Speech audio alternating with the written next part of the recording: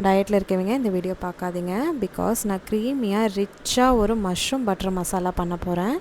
இது restaurant ஸ்டைலுக்கே tough கொடுக்கும், அவ்வளோ டேஸ்ட்டாக இருக்கும். இப்போ மஷ்ரூமை நல்லா பாயில் பண்ணி எடுத்துக்கிட்டேன். இப்போ பேனில் ஆயில் போட்டு பூண்டு, வெங்காயம், பச்சை மிளகா, கேஷ்யூஸ் இதெல்லாம் ஆட் பண்ணி நல்லா கண்ணாடி பதம் வர அளவுக்கு நல்லா வணக்கிடுங்க. இப்போ தக்காளி ஆட் பண்ணி பச்சை வாசம் போகிற அளவுக்கு வணக்கிட்டு ஒரு கப் தண்ணி ஊற்றி நல்லா கொதிக்க விட்டு ஆற வச்சு இந்த மாதிரி ஃபைன் பேஸ்ட்டாக அரைச்சிக்கோங்க.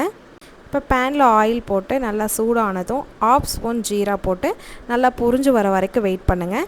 இப்போ ஆனியன் சாப்ஸ் ஆட் பண்ணி நல்லா பொன்னிறமாக வர வரைக்கும் வணக்குங்க. இப்போது க்ரீன் சில்லி சாப்ஸ் போட்டு நல்லா வணக்கி விடுங்க.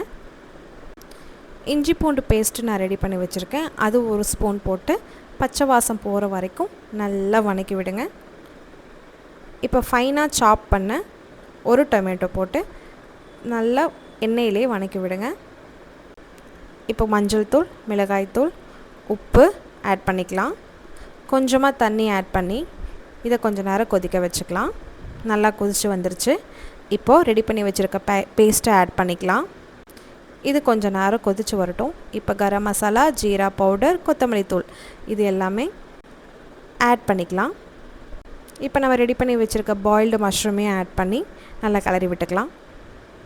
கொஞ்சமாக கஸ்தூரி மேத்தி ஆட் பண்ணி கொஞ்சமாக பட்டரும் ஆட் பண்ணிக்கலாம். பட்டர் உங்களுக்கு வேணுங்கிற அளவுக்கு நீங்கள் ஆட் பண்ணிக்கோங்க.